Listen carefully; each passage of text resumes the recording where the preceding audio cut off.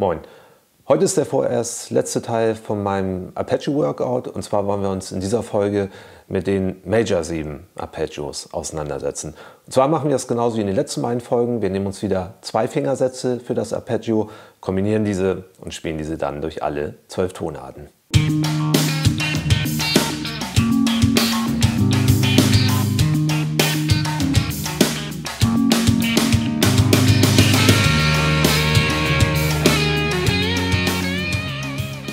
Okay, wie auch in den anderen 2 Folgen gucken wir uns jetzt erstmal die 2 Fingersätze an. Und zwar ein Major 7 Arpeggio besteht aus dem Grundton, der großen Terz, der reinen Quinte und der großen Septime. Das heißt, wenn ihr die Dominant 7 Arpeggios unter den Fingern habt, dann müsst ihr nur die kleine Septime einen Halbton raufsetzen und habt ihr die Major 7 Arpeggios. Für die Fingersätze starten wir auch jeweils vom 2. Finger und vom 4. Finger, genauso wie bei den Dominant 7 Arpeggios. Die Töne, die wir spielen, wenn wir das in C spielen, sind die Töne C, E, G und B oder zu Deutsch das H. Geht los, wir starten mit dem 2. Finger im 8. Bund auf der E-Seite, spielen den Grundton. Dann haben wir mit dem 1. Finger die große Terz, das wäre der Ton E im 7. Bund auf der A-Seite. Dann haben wir mit dem 4. Finger die reine Quinte im 10. Bund auf der A-Seite. Und dann kommt jetzt der 3. Finger, der spielt die große Septime und die ist im 9. Bund auf der D-Seite. Das heißt, das wäre dann der Ton B. Das heißt, ihr habt von den Fingern 2, 1, 4, 3. Der 2. Fingersatz startet vom 4. Finger aus. Und zwar spielen wir auch wieder das C, also den Grundton, im 8. Bund auf der E-Seite. Dann nehmen wir wieder den 3. Finger, genauso wie bei den Dominant 7 Arpeggios, der spielt die große Terz.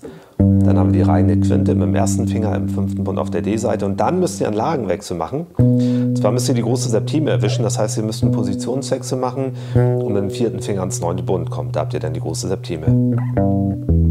Das ist das Einzige, was an diesen Major 7 Arpeggios ein bisschen anders ist als bei den anderen, weil die anderen 2, die Moll 7 und die Dominant 7 Arpeggios, die konntet ihr in einer Lage spielen.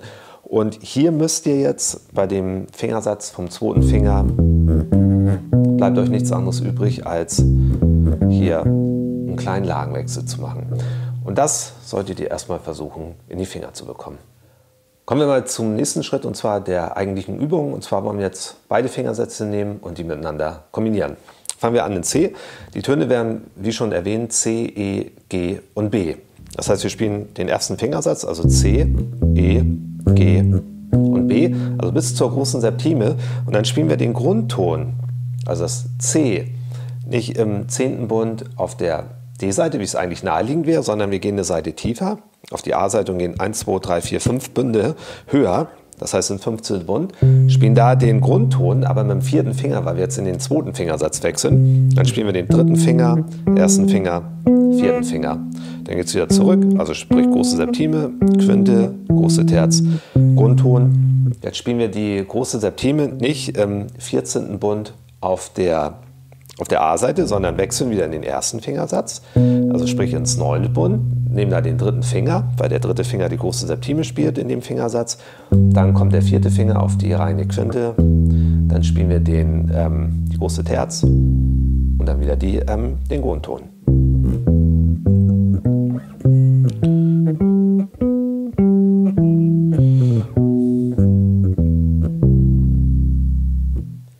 Das Gleiche können wir dann auch in anderen Tonarten machen. Ich habe euch, also wie auch bei den letzten beiden Lektionen, das PDF-Dokument wieder zur Verfügung gestellt, aber auch wieder nur in einer Tonart, weil den Übertrag in den anderen Tonarten, den Übertrag solltet ihr eigentlich selber hinkriegen. Gehen wir mal zur Tonart F. Könnte man jetzt eigentlich auch sagen, man startet mit dem 1. Finger, weil wir können die große Terz ja als leere Seite spielen. Ich würde trotzdem, um in diesem Fingersatz zu bleiben, mit dem 2. Finger starten. Das heißt, wir spielen die Töne F, das wäre der Grundton, dann A die große Terz, C die reine Quinte und E die große Septime. Und wenn wir dann den Grundton spielen wollen, gehen wir nicht ins 3. Bund auf die D-Seite, genau, sondern gehen eine Seite tiefer auf die A-Seite und 1, 2, 3, 4, 5 Bünde höher. Dann haben wir hier nämlich das F, also sprich den Grundton wieder. Dann spielen wir die große Terz, die reine Quinte und die große Septime. Dann gehen wir wieder zurück bis zum Grundton, wechseln wieder in den ersten Fingersatz, das heißt der dritte Finger geht auf den Ton E, also die große Septime, Quinte, große Terz und Grundton.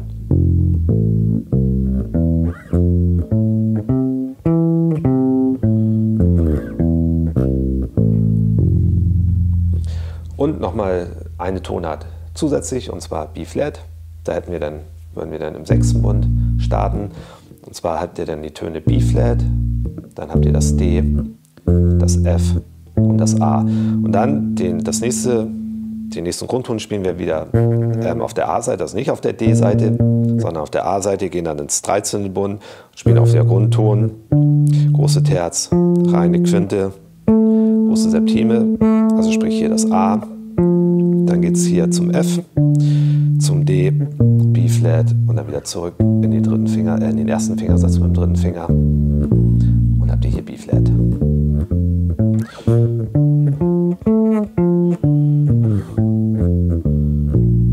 Und das solltet ihr erstmal einzeln in die Finger kriegen und sagt euch auch bitte die Töne auf, so wie ich das gemacht habe, und dann könnt ihr versuchen, das hintereinander wegzuspielen.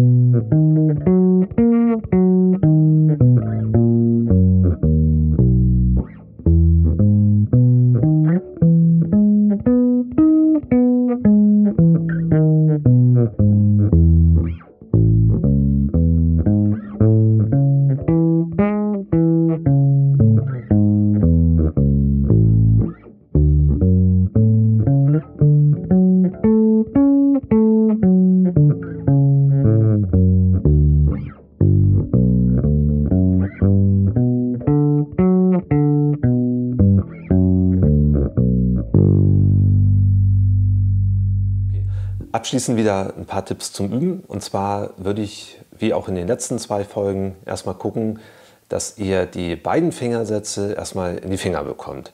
Und dann solltet ihr versuchen, diese durch alle Tonarten zu spielen. Und wichtig ist immer, dass wenn ihr die Tonart wechselt, dass ihr wirklich immer wieder guckt, okay, wie sind die Töne von dem Arpeggio jetzt? Zum Beispiel, wenn ich in C bin, wie sind die Töne? Dann, wenn ihr dann zu F wechselt, wie sind die Töne, die ich spiele?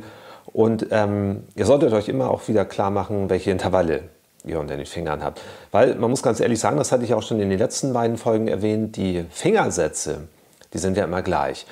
Und da ist es dann ziemlich schnell zu, dass man beim Üben einfach nur diese Fingersätze abspult und sich überhaupt keine Gedanken mehr darüber macht, was man einfach unter den Fingern hat. Weil da ist der Bass halt eigentlich ziemlich vom Aufbau her leichter aufgebaut als die Gitarre zum Beispiel, weil der Bass ja komplett symmetrisch, also in Quarten gestimmt ist. Und da könnt ihr die Fingersätze einfach so auf jeder Position genau gleich spielen. Das funktioniert auf der Gitarre nicht immer. Von daher ist da der Bass ein bisschen einfacher als die Gitarre von der Übersicht her. Das führt dann aber auch, wie gesagt, dazu, dass man bei solchen Übungen häufig den Kopf irgendwann ausschaltet und nur noch die Fingersätze runterspult, mechanisch. Von daher guckt einfach, dass ihr die Töne wirklich klar habt. Und dann, wenn ihr die ganzen Tonnamen durch habt, dann könnt ihr das so machen, wie ich das gemacht habe, dass ihr alle hintereinander wegspielt. Und dann habt ihr jetzt, also wenn ihr diese 3 Teile jetzt verfolgt habt, dann habt ihr 2 Fingersätze für die Moll 7 Arpeggios, für die Dominant 7 Arpeggios und für die Major 7 Arpeggios. Und damit könnt ihr schon ziemlich viel abdecken.